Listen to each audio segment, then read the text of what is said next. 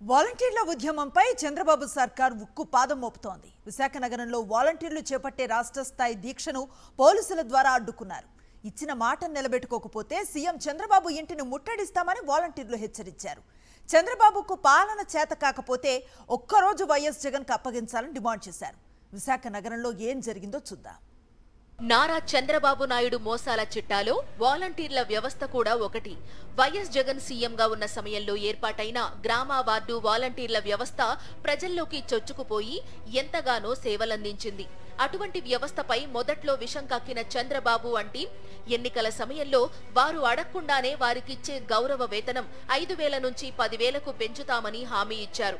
చంద్రబాబు హామీని నిజమని నమ్మిన వాలంటీర్లు అదొక మోసపూరిత వాగ్దానమని తెలుసుకోవడానికి ఎన్నో రోజులు పట్టలేదు. చంద్రబాబు సీఎం కాగానే వారికి వేతనం పెంచడం కాదు, అసలు వ్యవస్థనే చంపేశారు.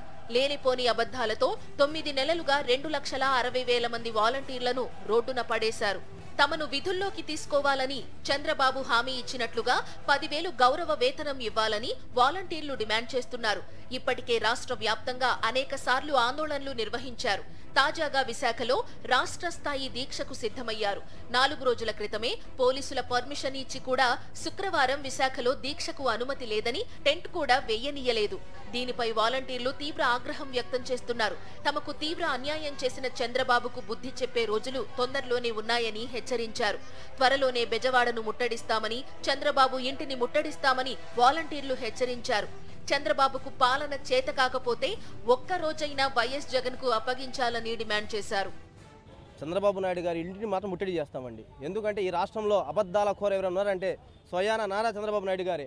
మేము అడగకుండానే హామీలు ఇచ్చి మేము అడిగాము ఆయన్ని 5 నుంచి 10,000 చేస్తానన్నావు, ఖజానా లేదంటున్నావు, మాకు సారీ చెప్పి 5,000 అయ్యి నువ్వు కనుక మారకపోతే మేము ఒకటే చెప్తున్నావు, విజయవాడ స్తంభింపజేస్తాము.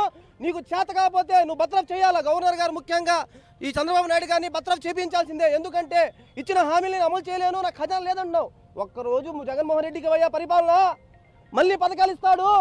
అన్ని వర్గాలను మోసం చేయడం, ప్రశ్నిస్తే అరెస్టులతో వేధించడం, ఆందోళన చేస్తామంటే పోలీసులతో అడ్డుకోవడం కూటమి పాలనలో కామన్ గా మారిపోయింది. కానీ ఉపాధి కోల్పోయి 9 నెలలుగా వీధిన పడ్డ 2,60,000 మంది వాలంటీర్లు మాత్రం ప్రభుత్వం మీద రగిలిపోతున్నారు.